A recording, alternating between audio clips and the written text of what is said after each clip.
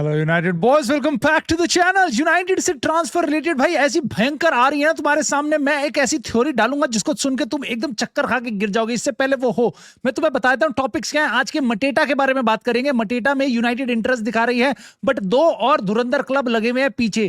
क्या 25 मिलियन की डील ये यूनाइटेड क्लोज कर पाएगी? क्या हमें ये करनी चाहिए? क्या कंसर्न्स है मेरे, मैं तुम्हारे सामने वो भी डालूंगा। लेकिन समरविल की डील यूनाइटेड लूज आउट कर सकती है। समरविल किसी और क्लब जाना चाहता है।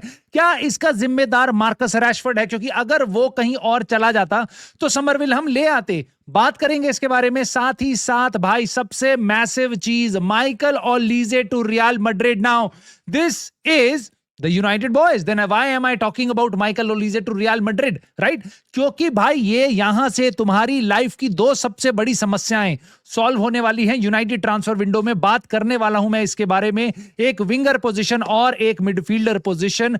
साथ ही साथ भाई कोबी मेनू से का ड्रामा जो वर्ल्ड कप में हुआ है उस पे और चीजें सामने आ रही हैं। माइकल कैरिक को कंपेयर किया जा रहा है कुछ फेल्ड मैनेजर्स के साथ वर्ल्ड कप के, जिसके बाद लोग कह रहे हैं माइकल कैरिक यूनाइटेड में बहुत अच्छी बात है।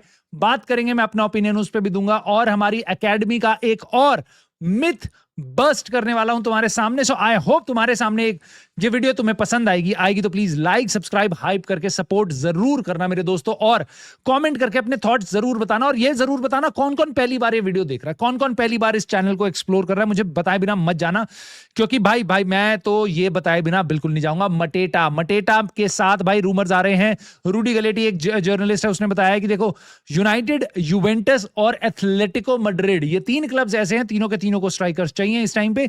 तीनों के तीनों क्लब्स इंटरेस्ट दिखा रहे हैं मटेटा में। मटेटा कौन है? क्रिस्टल पैलेस का 29 ईयर ओल्ड एक फॉरवर्ड। नाउ अभी से तुम मेरे को 2 हफ्ते पहले कहते ना मटेटा को साइन करेंगे, मैं कहता अबे पागल हो गए हो क्या भाई, यूनाइटेड कहां करेगी, इनियोस कहां करेगी। लेकिन जब हमने टेलीवेंस को साइन कर लिया है, that opens up that window and I would not be oppose to this signing. मेरा कंसर्न है, मैं तुम्हें बताता हूं क्या।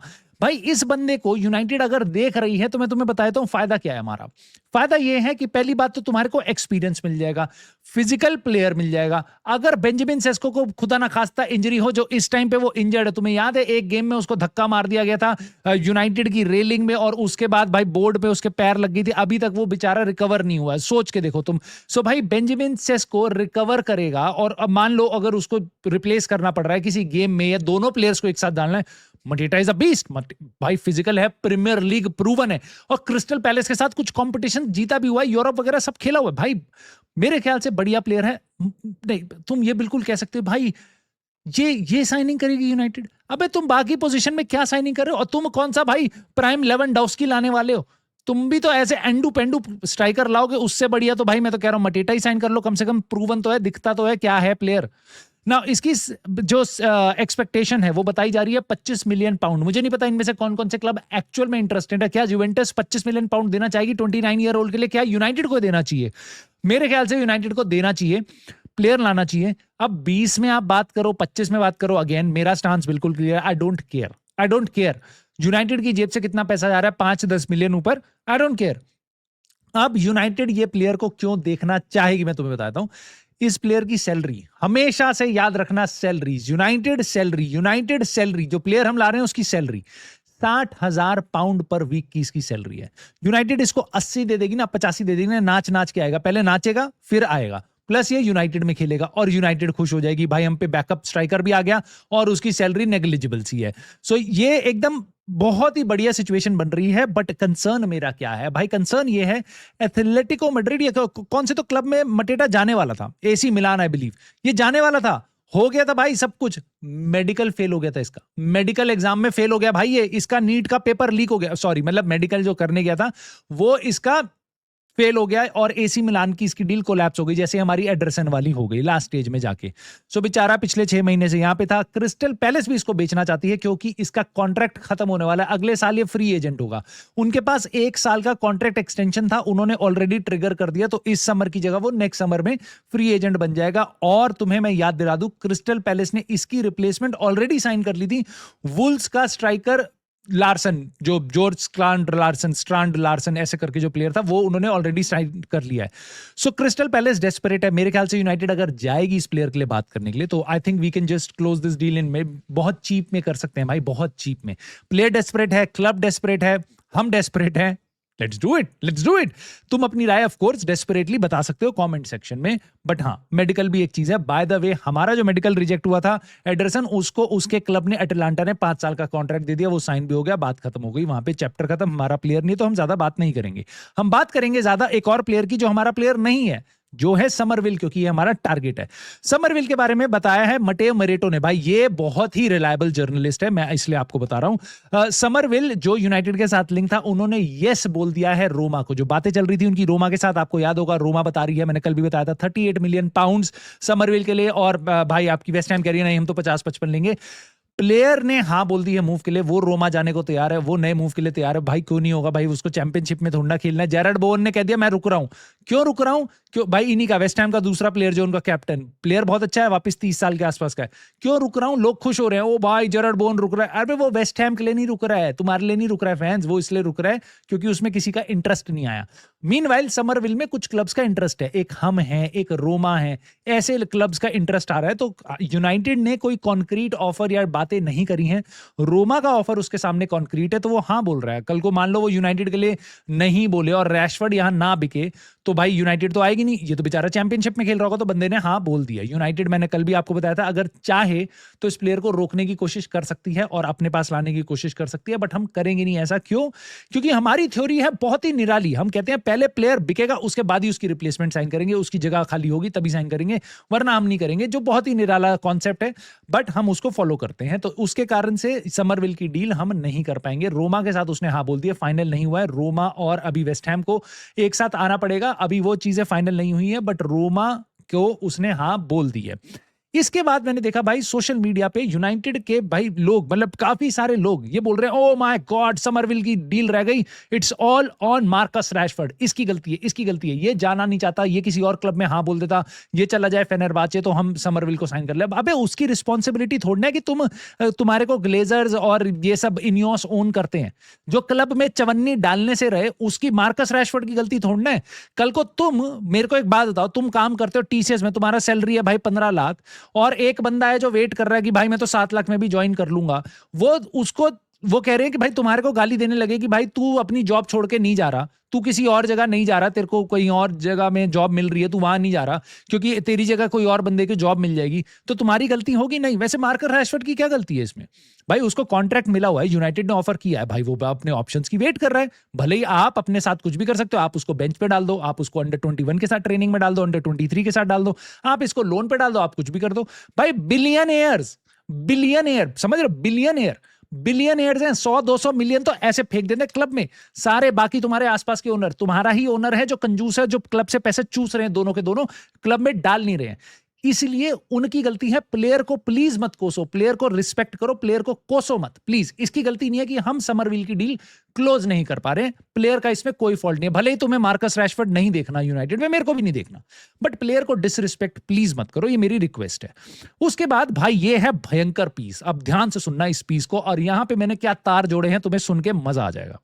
रियल मैड्रिड के बारे में फब्रिजियो रोमानो जी ने बताया है कि रियल मैड्रिड को अगर स्मॉल ओपनिंग भी मिल गई माइकल ओलीजे को साइन करने के लिए, सो दे विल बी देयर। मुझे पता है इसको सुन के कुछ यूनाइटेड फैंस तो बोलेंगे अबे पागल हो गए हो क्या, 100 मिलियन से ऊपर का कोई प्लेयर खरीदता, तुम तो 150 मिलियन की बिड मार रहे हो, तुम्हें क्लब चलाना ही नहीं आता। यस, इनियोस के अंडर कुछ फैंस ऐसे हो चुके हैं जिनको लगता है पैसा देके क्वालिटी प्लेयर लाना बेकार है। खैर हम बात करते हैं यहां पे रियल मैड्रिड की। वो कह रहे हैं भाई वर्ल्ड के one of the best player के लिए अगर हल्की सी भी अपॉर्चुनिटी मिल गई ना, हम वहीं पे खड़े होंगे, हम बात करने के लिए तैयार होंगे। वो कह रहे हैं talks with Bayern will be very important to understand अगर कोई भी चांस है एग्जिट का। अब ये टॉक्स किसकी है? माइकल ओलीजे और बायर्न की होनी है। बायर्न के लिए रिस्पेक्ट शो करते हुए रियल मैड्रिड पीछे हटी हुई है, वो प्लेयर के साथ एंगेज नहीं कर रही है, बट ये भी रूमर्स आ रहे हैं कि प्लेयर जाना चाहता है real Madrid, one of the best player, और मुझे लगता है जोसे मोरिन्यो इसके साथ तो तहलका मचा देगा, तहलका। खैर अब आते हैं यूनाइटेड पे। इसका फायदा क्या है? दो फायदे हैं भाई, और पहला फायदा है हमारा ये मार्कस रैशफोर्ड, जिसके बारे में अभी हमने बात करी थी। अगर बायर्न म्यूनिख माइकल ओलीजे को बेचती है भाई, दे मे साइन मार्कस रैशफोर्ड। उन्होंने पिछले साल भी इंटरेस्ट दिखाया था जब बार्सिलोना गया था, उसके पहले भी इंटरेस्ट दिखाया बायर्न म्यूनिख ने। उनको हमेशा से विंगर अच्छे लगते हैं, and they always want to shop from Premier League. भाई Marcus Rashford Premier League proven है प्लेयर, अच्छा है, अपने दिन पे काफी अच्छा है, कंसिस्टेंसी पे क्वेश्चंस है, एटीट्यूड पे क्वेश्चंस है, बट भाई एटीट्यूड तो हमारे कैरिंगटन के लड़कों का होता ही भाई अलग है, यूनाइटेड की एकेडमी एटीट्यूड अलग ही रहता है, खैर उसके बारे में मैं बात करूंगा, बट मोटी बात ये है मार्कस रैशफोर्ड उनको काफी हेल्प कर सकता है, बट यस ये भी सुनने में आया था यूनाइटेड की जो सैलरी जो एक्सपेक्टेशन है ट्रांसफर फी की, बायर्न म्यूनिख को उससे दिक्कत नहीं है, किसी को भी नहीं होगी भाई, बहुत सस्ती है, बहुत चीप है, एकदम सेल पे लगा हुआ है लड़का, बट उनको दिक्कत है इसकी वेजेस से। अब मुझे ऐसा लगता है अब ये रिविजिट होगी ये डील, तो बायर्न म्यूनिख पहली बात तो अफोर्ड भी कर लेगी, क्योंकि माइकल ओलीजे अगर रियल मैड्रिड गया तो बायर्न म्यूनिख का बैंक बैलेंस ऐसे बढ़ जाएगा भाई जैसे फ्रांस के स्क्वाड में क्वालिटी, मतलब भयंकर हो जाएगा, भयंकर, मतलब समझ रहे हो तुम, बहुत ज्यादा पैसा आ जाएगा उनके पास। उसके बियॉन्ड कितने चीप में खरीदा था उन्होंने क्रिस्टल पैलेस से, भाई उससे डबल ट्रिपल प्राइस में तुम्हें प्लेयर मिलेगा, उसके बाद तुम इसकी सैलरी आराम से अफोर्ड कर सकते हो, और नहीं भी तो ये प्लेयर भी अब हो चुका है, इसकी भी अकल ठिकाने आ चुकी है, बारसा बारसा बारसा नया चैलेंज चाहिए मेरे को, बारसा में मैजिक करके मैं पहुंच जाऊं, ये चाहत थी इसकी, हो गया, बारसा ने काट दिया इसका भाई, दो भाई उन्होंने विंगर साइन कर लिए, वो भी दो, इसको पूछा भी नहीं देखा भी नहीं भाई, सब कुछ साइन कर लिया उन्होंने, एडीएमई साइन कर लिया उन्होंने, तुम्हारा एंथनी गॉर्डन साइन कर लिया, इसके आसपास सबको साइन कर लिया, इसी को छोड़ दिया। तो अब यूनाइटेड से अगर इसको जाने को मौका मिलेगा बायर्न म्यूनिख जैसे क्लब में, ये अपनी वेजेस आराम से कम कर लेगा। नाउ मोटी बात है, हमारे को बहुत अच्छा सोल्यूशन मिल सकता है अगर बायर्न म्यूनिख इसकी तरफ आती है तो, वरना वो कहीं और भी जा सकती है। दूसरा सोल्यूशन जो यूनाइटेड को यहां पे मिल सकता है वो है ये, रियल मैड्रिड को अगर बेचना है प्लेयर, मतलब खरीदना है प्लेयर, तो उनको एक मैसिव सेल करनी पड़ेगी, जो मुझे तो समझ नहीं आता ऐसा क्यों, मुझे समझ नहीं आता ऐसा क्यों।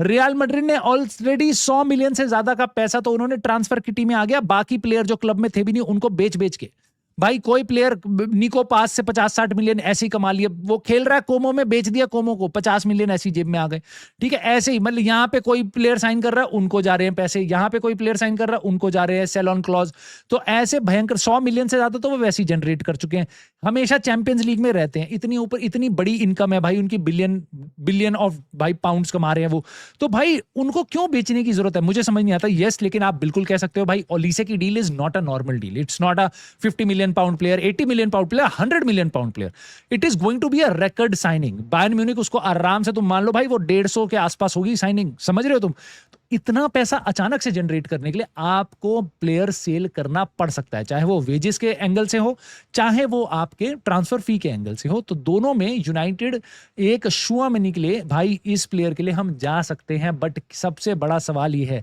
अगर रियल मैड्रिड इस प्लेयर को अवेलेबल करेगी भी, जो उनकी पहली कोशिश है कामाविंगा को सेल करना, अगर वो कामाविंगा को सेल नहीं कर पाती तो मे बी नेक्स्ट कुड भी है बहुत बड़ा शूमिनी, तो भाई अगर शूमिनी जाता है तो हम क्या उसको साइन करने लायक हैं, क्या हम वो पैसा डालने की लायक है, क्या हम वो 100 मिलियन डालने को तैयार हो जाएंगे टेबल पे, क्या हम उसको वेजेस देने को तैयार हो जाएंगे, एवरी पैरामीटर जो अभी तक इनियोस ने मेरे को दिखाया है मुझे नहीं लगता, but I would be so much desperate begging कि भाई ये प्लेयर आ जाए यूनाइटेड में, this can really solve a lot of things, but खैर तुम अपनी राय दे सकते हो, ये मैंने तुम्हें स्पेक्यूलेशन बताई थी। अब मैं जाता हूं जो स्पेक्यूलेशन नहीं है, डेविड ऑनस्टीन भाई क्या बता रहे हैं हमारे एक प्लेयर के बारे में, याद है मैंने अभी बताया था कैरिंगटन यूनाइटेड की एकेडमी एटीट्यूड, ये सुनो एटीट्यूड और तुम्हारे को ऑनेस्टली कैसा लगता है मुझे तुम बताना।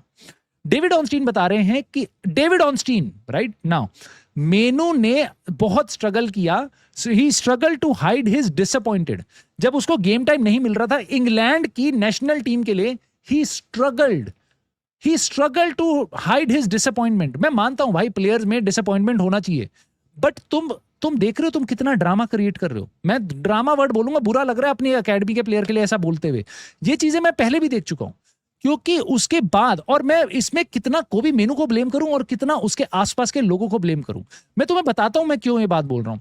साथ ही साथ उन्होंने ये सब चीजें निकल आ रही, वो गुस्सा था, उसका मूड खराब था कैंप में, और वो बस में सबसे पहले चला आया था कि मेरे को वापस जाना है, पूरे टाइम हेडफोन लगा के घूमता रहता, वो गुस्सा था। अबे किस बात का गुस्सा है भाई, मेरे को समझ नहीं आ रहा किस बात का, अबे गनीमत है भाई तू जा रहा है इंग्लैंड के लिए, यहाँ पे बड़े बड़े टैलेंट भाई कंट्रीज क्वालिफाई नहीं करती, इटली क्वालिफाई नहीं करी, धुरंधर प्लेयर, और जो कर रहे हैं वो घर में बैठ रहे हैं भाई, वो उनको जगह नहीं मिल रही, ठीक है, और तुम्हें डिसअपॉइंटमेंट हो रही है 20 साल की उम्र में, मेरे को समझ नहीं आता। और ऐसी डिसअपॉइंटमेंट कि तुम खुश दिखा ना पाओ भाई। इसकी जगह तुम बाकी कुछ प्लेयर्स देखोगे ना जो बेंच पे होते हैं, वो भी भाई इतना नाचते हैं। जर्गजी फॉर एग्जांपल नाच रहा होता है जब हमारे बेंच पे होता है, तो उस ये है यूनाइटेड के लिए कमिटमेंट। तुम्हारी इंग्लैंड के लिए कमिटमेंट क्या थी? Are you a team player और नहीं? ये है ना। इसके बाद मैं मोइनी को यहाँ पे कुछ उसके फेवर में भी बात बोलूंगा। ये चीज मेरे को अच्छी नहीं लगी, irrespective of you may think कि मैं कोबी मेनू को क्रिटिसाइज कर रहा हूं, मे बी मैं इस एटीट्यूड को क्रिटिसाइज कर रहा हूं, ये मेरे को पसंद नहीं आया, and I will be honest with you. Now second thing is कि कोबी मेनू का दिमाग खराब किया जाता है, ये मेरी थ्योरी है। और देखो क्यों बोल रहा हूं मैं। निकी बट हमारी यूनाइटेड से निकला हुआ, हमारी ही एकेडमी का प्लेयर जिसने कुछ टाइटल्स भी जीते हैं सर एलेक्स फर्गसन की बदौलत, ठीक है, वो आके सुन लो ये क्या बात बोल रहा है। कह रहा है कि भाई अगर ये अर्ज कर रहा है कि कोबी मेनू को रिफ्यूज कर देना चाहिए कि भाई मेरे को अब ये थर्ड प्लेस गेम है ना जो आज होने वाला है, France versus England, third versus fourth वाला गेम, जो लोग कह रहे हैं कि भाई ये तो बेकार सा गेम है, इसका कोई वैल्यू नहीं है, ठीक है, कह रहे हैं अगर उसमें अपॉर्चुनिटी मिले ना कोबी मेनू को रिफ्यूज कर देना चाहिए। मैं तो नहीं खेलूंगा, मेरे को पूरे वर्ल्ड कप में नहीं खिलाया, इस बेफालतू के गेम में मैं नहीं खेलूंगा। 21 साल के प्लेयर को हमारा ही क्लब का लेजेंड, एक्स प्लेयर, एकेडमी से निकला हुआ, वो ये राय दे रहा है कि भाई ये गेम ही मत खेलियो। समझ रहे हो? 21 साल के प्लेयर के बीच, इसका भाई बहन सब अंदर घर में बैठे होंगे फ्री कोबी मेनू की शर्ट पहन के। तुम सोच रहे हो इसके दिमाग, किस बच्चे का दिमाग किस तरीके से खराब किया जाता है? पहली चीज तो इसको अपना ध्यान खुद रखना चाहिए, he is a mature professional footballer, but उसके अराउंड क्या एजेंडा चलाया जाता है, मैंने कल भी तुम्हें लाके कितनी चीजें बताई थी। दिस इज मैडनिंग यार, this is maddening. I don't know how you feel about this, this is maddening. Thomas ट्यूकल 2028 तक है भाई, वो यूरो भी खेलेगा, मना कर ले कोबी मेनू, उसके बाद देखते हैं कितने गेम खेलता है। अबे टॉमस ट्यूकल है वो, चूतड़ों पे डंडे मारेगा वो, मैं तुम्हें बता रहा हूं। अभी लोग उसके पीछे हाउंड कर रहे हैं, और मैं तुम्हें दिखाता हूं कैसे हाउंड कर रहे हैं। कह रहे देखो माइकल कैरिक को यूनाइटेड ले आई, यूनाइटेड की हायरार्की बहुत खुश है। क्यों? क्योंकि किन ऑप्शंस के साथ हमें लिंक किया गया था, जूलियन नागल्समैन, आपके टॉमस ट्यूकल, ये लोग हार गए। अबे कार्लो एंसेलोटी, उसको लिंक किया गया था, वो भी हार गया। तो कह रहे हैं कि देखो वो वाले मैनेजर्स नहीं आए ना, माइकल कैरिक आए तो यूनाइटेड की एकेडमी, यूनाइटेड अच्छा है। सिस्टूनी ये बात बता रहे हैं बीबीसी स्पोर्ट के साथ। भाई होल्ड ऑन, तुम्हें क्या लगता है माइकल कैरिक अगर वर्ल्ड कप में होता तो क्या होता? इंग्लैंड जीत जाती। और अगर वो भी हार जाता तो इन बाकी मैनेजर से कैसा डिफरेंट है? जूलियन नागल्समैन, और तुम कंपेयर कर रहे हो, तुमने, चलो मैं कर मान लो तुम माइकल कैरिक को बढ़ाने चढ़ाने के लिए तुम कंपेयर कर रहे हो जूलियन नागल्समैन से, टॉमस ट्यूकल से, जिसने साला जीता भी हुआ है चैंपियंस लीग वगैरह, कुछ कुछ जीता हुआ है, बड़े बड़े क्लब में कॉम्पिटिशंस में जीता हुआ है वो, उसके साथ तुम कंपेयर कर रहे हो। Fine, no problem, no problem at all. अगर वो इंग्लैंड के साथ एक्सटेंशन नहीं करता ना, वो तुम्हारा मैनेजर होता आज की डेट में। इनियोस पहले भी पागल थी उस प्लेयर को साइन करने, उस मैनेजर को साइन करने के लिए। और टॉमस ट्यूकल तो कुछ भी नहीं है भाई, नागल्समैन तो कुछ भी नहीं है। इन सालों ने कंपैरिजन के नाम पे कार्लो एंसेलोटी को भी रगड़ दिया, डॉन कार्लो को भी रगड़ दिया इन्होंने कहा देखो वो तो ब्राजील के साथ बाहर हो गया ना, तो इसलिए देखो यूनाइटेड की हायरार्की कितनी थैंकफुल है कि हमने बहुत अच्छी सॉलिड बेस बनाया है, हमने कितना अच्छा मैनेजर साइन किया। मतलब कार्लो एंसेलोटी, क्योंकि वो ब्राजील के साथ वो वर्ल्ड कप नहीं जीता, इसलिए हम बहुत अच्छे हैं कि भाई माइकल कैरिक हमारा मैनेजर है। मैडनिंग भाई, maddening. No problem with Michael Carrick again. जिन लोगों को समझ आएगी नहीं है बात, मैं कुछ हेल्प नहीं कर सकता, but it is not about Michael Carrick, it is about the kind of agenda that is sent here. I just baffling यार, बैफलिंग भाई, बैफलिंग। लास्ट खबर भाई, टायलर फ्रेडरिक्सन। पिछले साल लोग बोल रहे थे भाई कोई बात नहीं, हमें सेंटर बैक साइन करने की जरूरत नहीं है, हम पे टायलर फ्रेडरिक्सन है, हम पे कुकुंकी है, हम पे ये है, हम पे वो है, हम पे ये है, हम पे वो है, हम पे शियालेसी है, हम पे ये है, चिडोबी मार्टिन है, प्लेयर मत साइन करो, ये मत करो। अबे ये प्लेयर वही है जिसको थोड़े बहुत चांसेस मिले थे, इसने थोड़ा फंबल भी किया था बट डिसेंट खेल रहा था, 21 साल का डिफेंडर है। अब यूनाइटेड इसको अपना लेके भी नहीं जा रही भाई। रेक्सम के अगेंस्ट हमारा नया सीजन स्टार्ट हो रहा है, सॉरी ये तो बताने भूल गया, नया सीजन स्टार्ट हो रहा है आज से, उस वाले गेम्स में लेके भी नहीं जा रही, और कह रहे हैं भाई ये सिस्टूनी बता रहे हैं कि इसको परमानेंटली हटाना चाह रही है यूनाइटेड, इसको बेचना चाह रही है। यहां पे मैंने तुम्हें बस रुक के एक बात बोलूंगा, एकेडमी के प्लेयर्स को सपोर्ट करो जब वो खेलने आते, अगर वो गलती करते हैं तो उनको गालियां मत दो और हल्ला मत काटो, हाइप मत क्रिएट करो। हमारी एकेडमी से हाइप इतना क्रिएट होता ना भाई, प्लेयर पैदा नहीं होता उससे पहले हाइप कर देते कि भाई ये नेक्स्ट बिग थिंग है। तो तुम इंग्लिश मीडिया वाले नहीं हो, तुम हिंदी मीडिया वाले हो, तो तुम मत इन चीजों में पढ़ा करो। टायलर फ्रेडरिक्सन और इतने जितने भी नाम तुमने अपनी एकेडमी के सुने, उनको तभी रेट करना जब वो आके तुम्हारी फर्स्ट टीम के लिए खेलने लायक हो जाए। जब वो खेल के बढ़िया परफॉर्मेंस देना, जैसे गर्नाचो ने दी थी, जैसे कोबी मेनू ने दी है, ठीक है, कि भाई फर्स्ट टीम में अपनी जगह बना ली है, उसके बाद ही उनको रेट करना, उससे पहले उनके नाम मत गाना, क्योंकि ये बहुत सारे हमने ऐसे देखे हैं, टैलेंट आए हैं, टैलेंट गए हैं, जिनको नीचे ओवर हाइप किया गया है, और जब वो बेसिकली फुटबॉल में आए हैं, मेंस फुटबॉल में खेलने लगे हैं सीनियर लेवल पे, देवर नथिंग। सो इस चीज के साथ मैं साइन ऑफ करता हूं भाई। प्लीज तुम मुझे अपना बताना तुम्हारे कोई वीडियो कैसी लगी।